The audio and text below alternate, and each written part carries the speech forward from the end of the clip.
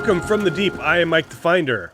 And I am Book of Brett. And today we are going to be talking about the 1992 film Dead Alive, i.e. Which is... What's the other name? Braindead. Braindead. Yep. I've always known it as Dead Alive, so calling it Braindead feels weird. I just wanted to be noted that the red today is not because we were doing a horror movie, but my sheer anger with Mike at making me experience this. So, it is worth mentioning that I forced Brett to watch this movie. This is not a movie that Brett would ever watch on his own. Knowing I am not the demographic for this movie. Let's just get that out of the way right now. Yeah. This is going to be a review of somebody who loves this movie and somebody who more than likely, I don't know how Brett feels about this yet, but more than likely despises this movie. So I think there's a good give and take that's going to happen here. I don't want to say despises right off the bat. We'll kind of come back to that after we discuss it. Okay. However, because there were aspects of this movie that I did enjoy. Right. However, there were multiple times I wanted to just kind of check out of this one. I mean, you did text me in the middle of it. I hate you so much right now. Yes. It should be noted that this is a horror comedy.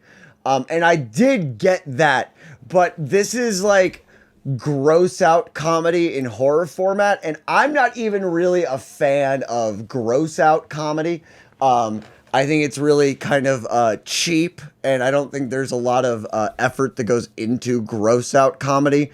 So this kind of combines the B horror movies that I'm already kind of like really particular about. Yeah. There are a lot of B horror that I like.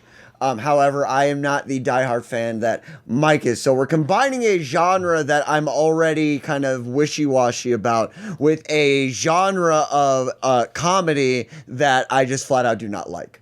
But again, like I said, we're going to get into it because I am trying to be more open-minded about movies, and there were aspects of this one that I enjoyed. So with all of that out of the way, I think let's get into some housekeeping here for just a second, and then we will get into this review here. If you are only listening to this on Spotify or your favorite podcast app, make sure you go check out our YouTube channel, which is youtube.com/@fromthedeep.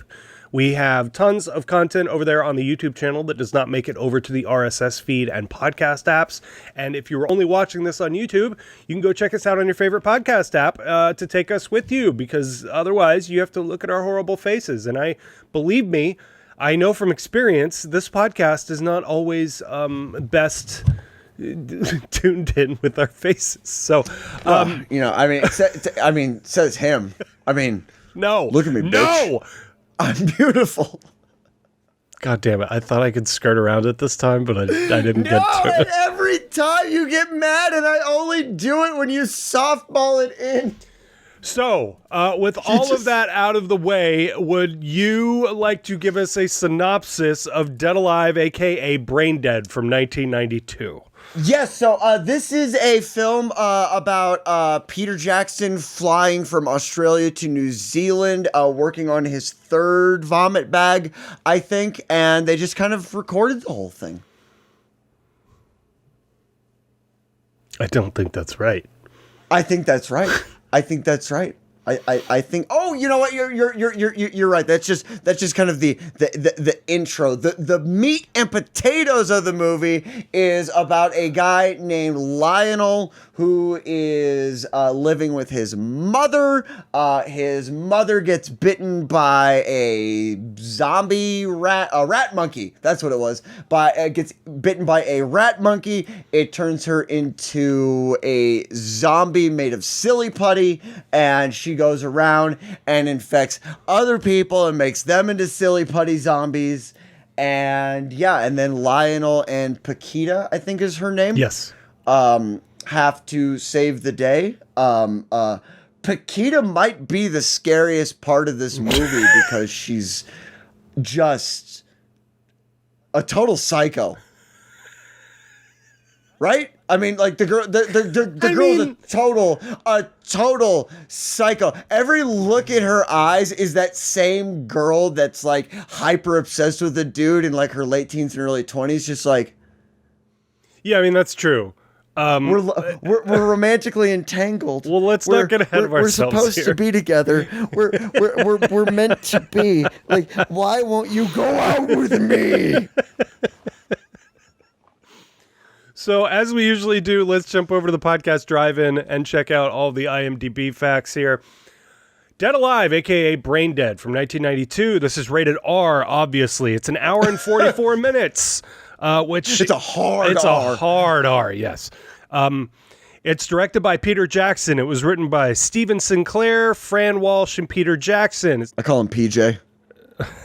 Okay, no. A young man's mother is bitten by a Sumatran rat monkey. She gets sick and dies, at which time she comes back to life, killing and eating dogs, nurses, friends, and neighbors. That is a hyper oversimplified version of what this movie is. So there is a story. Yes, there is a story buried deep within this. Interesting. Let's just go from here. I want to hear your overall thoughts. We will talk about, and then after we talk about our overall thoughts, then we'll talk specifics. Then we will get into spoilers and stuff like that. And then we will talk actual ratings and all of that good stuff. Now, just to reiterate on this. Not the demographic. Brett is not the demographic for this movie. I am more the demographic for this movie. So yes. I chose this knowing that Brett would hate this. So let's all go into this with that knowledge. So let's go ahead and hear your overall thoughts on Dead Alive. Yeah, let's do that.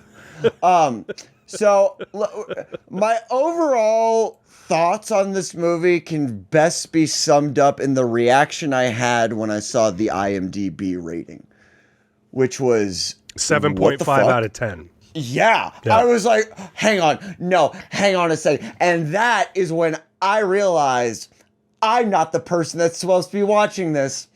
I'm not the person. I'm literally still the 12-year-old where your parents go, no, you don't want to see this. Like that's who I am for this movie. I did not like this movie. But I didn't not like it. I'm so goddamn conflicted with that. I'm so angry at how this movie makes me feel, more so than I am on how I felt about the movie, because I can recognize, obviously, this is a special effects showreel. That's what this movie is. Yeah. There's no investment in anything. And the fucking crazy thing is it looks good, too. Like, it's visually appealing. Not just the special effects. I mean, like, the lighting, the cinematography is actually good. And that's what drove me fucking nuts, is I'm sitting here going like, oh, this looks really good. Like, even with like the really like cheesy, like wide frame close-ups that they do, I'm like, okay, that was cheesy. But a lot of times you get those shots in like really low budget movies, and it looks like absolute dog shit. Hang on, I'm gonna give myself some space here in the frame. And that's not the case here. Like, this looks good. It's shot really well. But this is the only movie that I can remember. I'm not going to say the only one, but this is the only one that I've at least seen in, it's got to be well over 10 to 15 years that made me stop eating my lunch. Oh, yeah, you definitely should not be eating while watching this, for sure. I didn't know. I don't know why I didn't know. It might be because I didn't get a fair warning from my best fucking friend. But here we are. This is the most disgusting, gut-wrenching, vomit-inducing, regret-inducing movie I have watched in a long time, and I watched the unedited version of Cannibal Holocaust. Well, they're very different films, to be fair. They're very different, and I realized something while watching this. It's not the dismemberment that's disgusting. It's not it's not necessarily the blood and the gore. The things that made me want to this movie literally made me sick to my stomach. And I think it's supposed to. Yeah, it's kind of the point. Yeah. I think it's supposed to make the people that aren't meant to see this sick, and it's supposed to make the twisted fucks like you out there go, Hey, now. that's incredible. I didn't say it was incredible. It's the internet said it was incredible. Because you know what I did? I went and read more reviews for this movie than any other one I have ever watched in my entire life. Did you know this is the highest grossing New Zealand film of all time? That actually doesn't surprise me. This is the highest grossing one.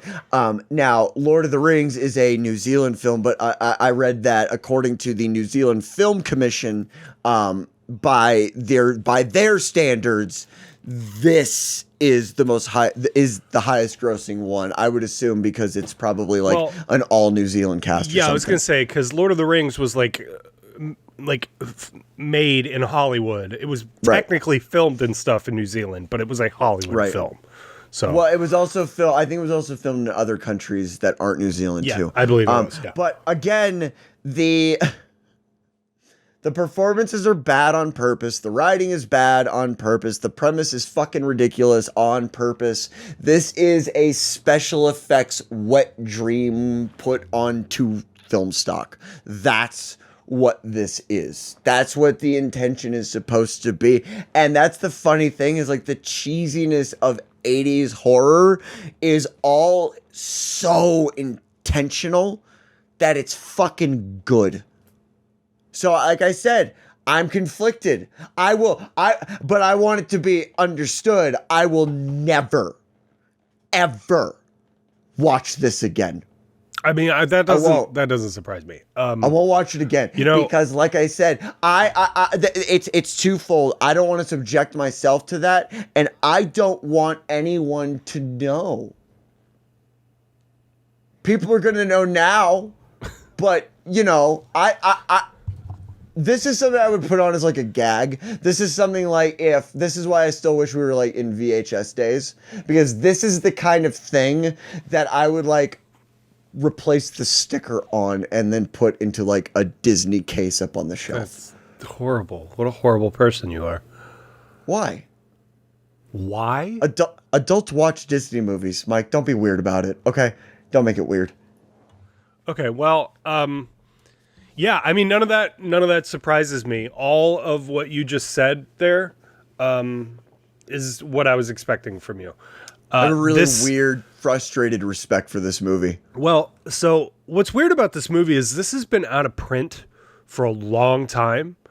Can't imagine why. The DVD that I have here, I bought used 10 years ago for $40.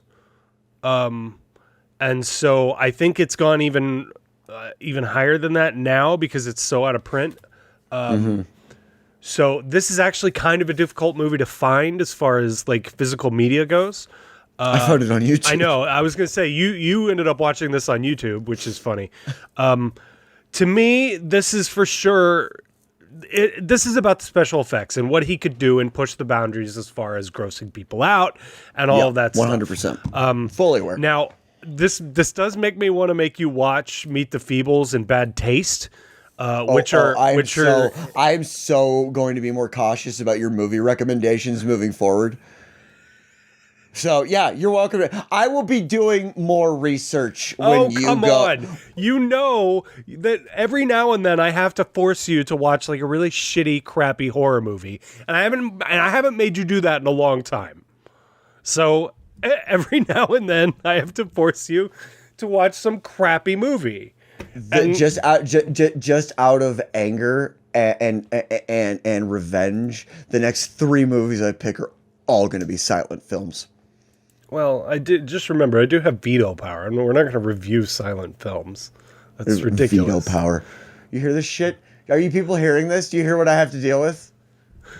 So anyway, I really like this film. I think it's fun. It's disgusting for sure, and I'll tell you this: what makes this disgusting, and one of the things that I have a huge problem with is pus. Pus really gets to me. Yes. And so I totally sympathize with what you're saying as far as it making you sick. That's actually what I got sidetracked just because I started reliving the emotions that I felt while I watched this movie as I was saying them out loud. So I got sidetracked, but that was what I was going to say earlier. It wasn't the dismemberment and the blood, it was the pus and the sounds. Yeah. And that scene at the dinner table where he's like putting food into necks. I had a hard time watching that as well. It's making my stomach turn fucking thinking about it right now. Fuck you, PJ. It's just it. But at the same time, I have to have a certain level of respect. That's what's crazy about it, right? Is it can make you feel nauseous and disgusting, and make you not want to eat for the next several hours. But you also have to realize watching Terrifier. Well, you also have to realize how amazing it is that they can make you feel that way at all. Yes, by making fake things. That's what's so crazy about this film. I really enjoy this. I think that this is funny. I think that the gore is incredible. I think that the cinematography is great.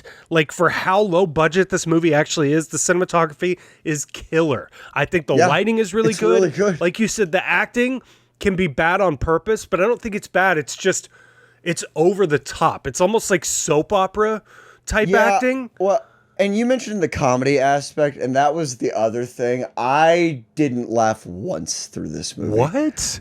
I didn't laugh at all. I didn't think it was funny. What about when they're pulling the guy through and his upper body is still intact, but he has little skeleton dude, legs? At that point, I was so over the gore. I was so, dude. I can't. mean, it definitely desensitizes you to a certain point where you're just like, I've seen all I've ever needed to see as far as gore goes. I don't know if it instilled me with insensitivity towards the gore at a certain point, or a certain apathetic nihilism that I think I started to feel like halfway through this movie. Like after watching this, I went, I feel low. This movie, I don't know if they did this back in the day, but this movie really needs to be sold with just like a small little Ziploc of 4 Prozac glued to the fucking case. I mean, it's not that bad. It's gross, but it's not that bad. Dude, I don't know, man. Like at a certain point, I was over the gore. I was over it. Okay, so I said we were gonna not do specifics and just do generalizations and stuff.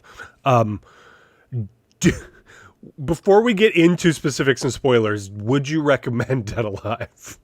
I can't recommend it. I can't. I want to go yes for this, no for that, yes for this, no for that. But for the love of God, don't go watch this movie. Don't do it. Don't do it. There's nothing to be gained here. There's no room for dude, it's just, I mean, okay, in all seriousness, no, I can't.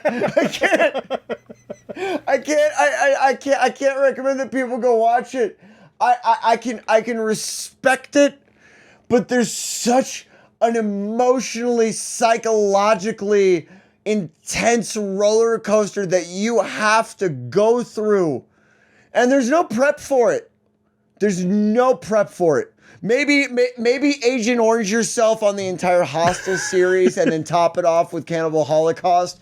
And then maybe you'll be prepared. Those are all movies that take themselves really seriously. And the gore in this is very tongue-in-cheek. I know. Which think makes it needs it to different than something like Hostel or Saw or I think we need a little bit of background here too. Cannibal Holocaust. Mike did this to me, and I'm not. I refuse to spend the rest of this episode saying you suggested anything because you imposed an effect upon me that I don't know how long will take to go away. However, you did this to me This is how the day after I told you I was trying to quit vaping. I told this man right here, a man that I've known for a very long time and been through hell and high water through, that I was going to quit vaping.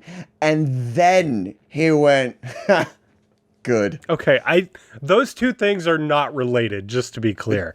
I mean, that's what you keep saying. I did not choose this. I don't even think this has that much to do with vaping. I think you knew that already going through nicotine withdrawal, I think you knew this would be received I really quite differently. didn't think about it. I think what this is a good example of is me being maybe overly desensitized to movies like this.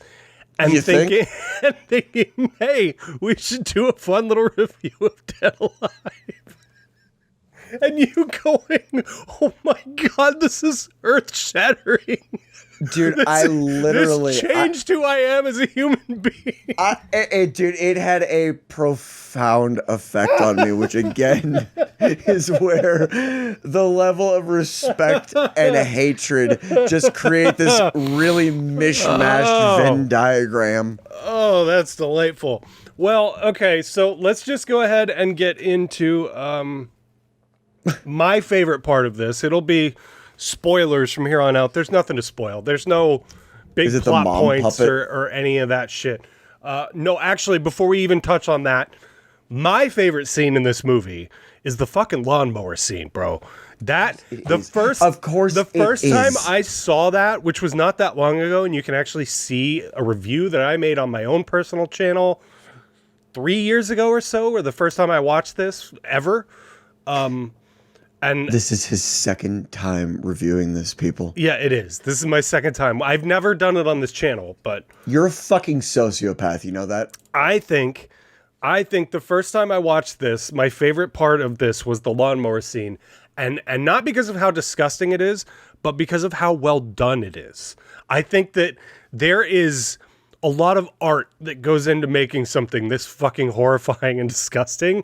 And if they can make you feel that way through fake gore and mush and pink slime, I don't even know what they use to do all this stuff, then that they are doing something successfully, even if it is grossing you out. Yeah.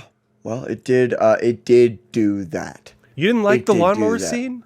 I didn't say I didn't like the lawnmower scene. I told you before I spent the entirety of this movie in a state of confliction that I have no fucking words for, because it is so good in aspects and then it's so bad in others.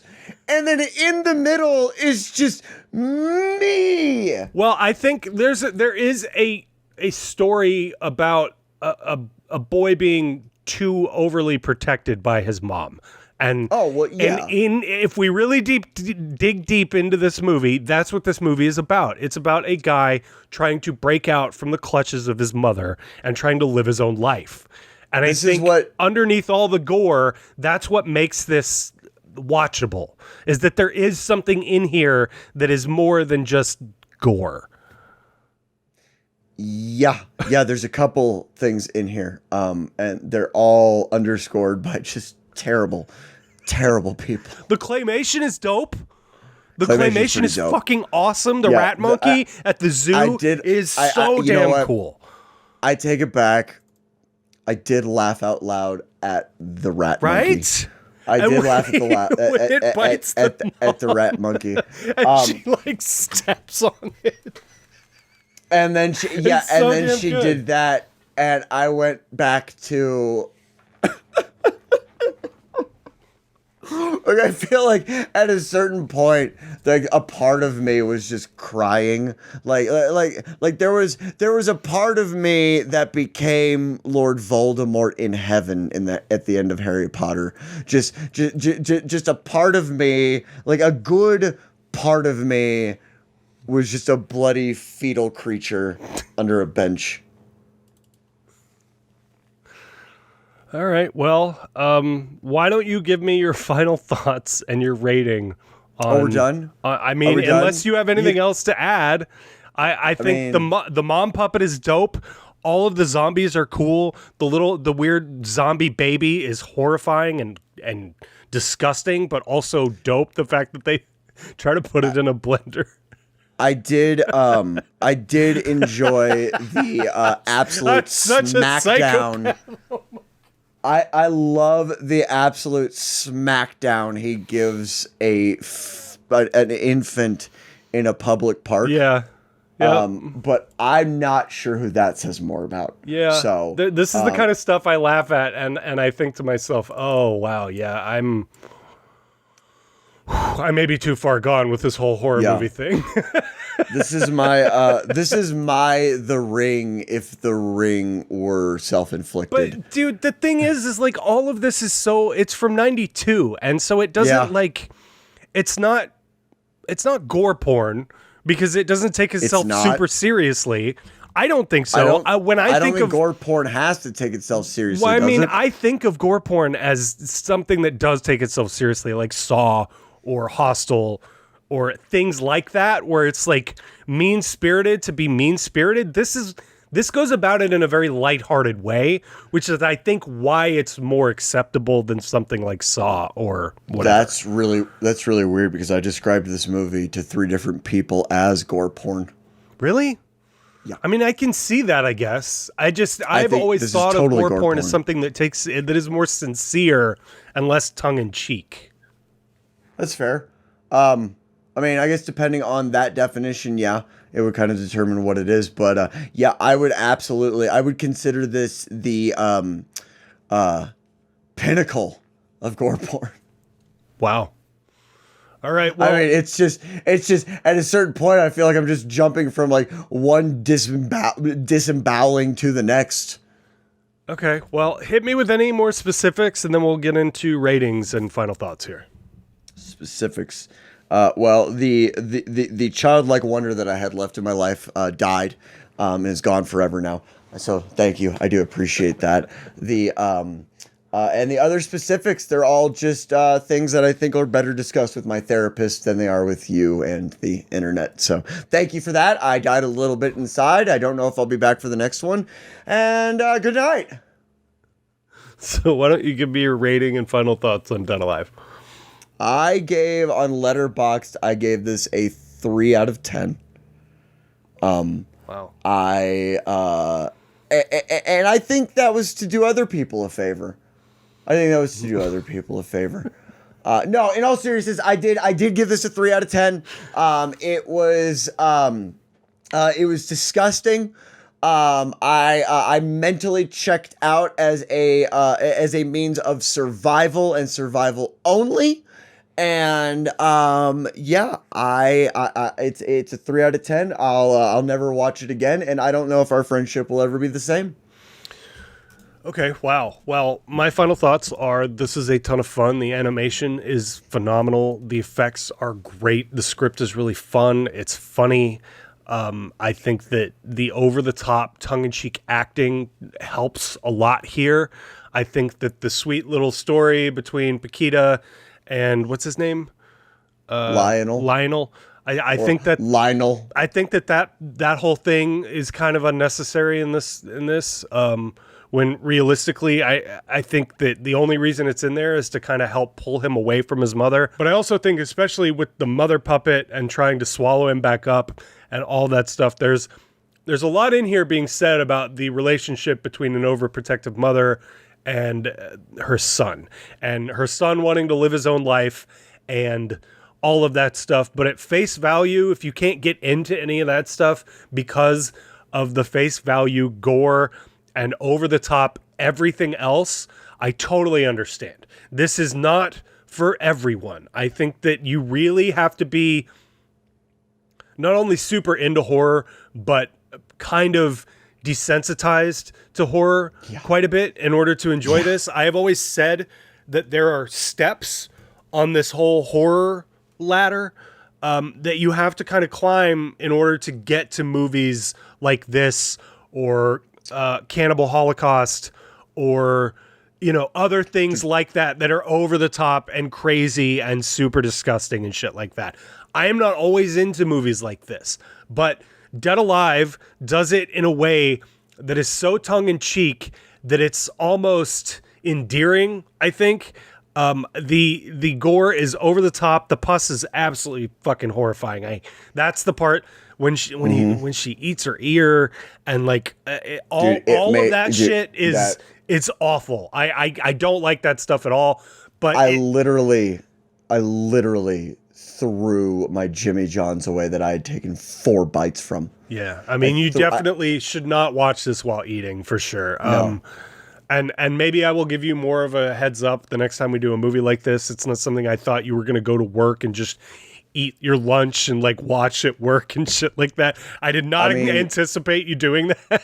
So and it sounds real weird when you put it that way. Let's be clear. I have my own office with windows, but then like behind me is a wall. It's not just cubicles. No, I know, but either way, this is a Google situation. This is like you sit down at night with a beer and like try to enjoy type movie rather than. I don't think I could have. I think the suds would have started to look like pus. But either way, I think that this is really fun, but you have to have a certain level of like being desensitized over the years in order to enjoy something like this.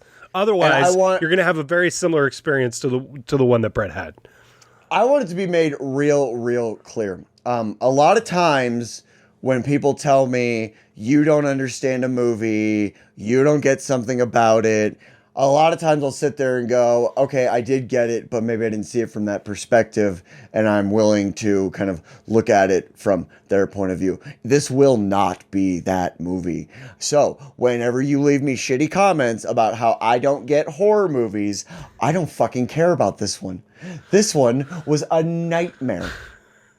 Well, this is about as cult classic as it gets. I think that this poster with the Dead Alive cover on it is something I grew up seeing this in. I actually just about every single like Blockbuster or Family Video or whatever, which is astounding. This is about as classic horror poster as you get. Like, this was everywhere when we were kids. So it's amazing to me how disgusting the movie is, considering how as a kid, I saw this everywhere. I saw this poster everywhere. The front cover should just be the word "don't."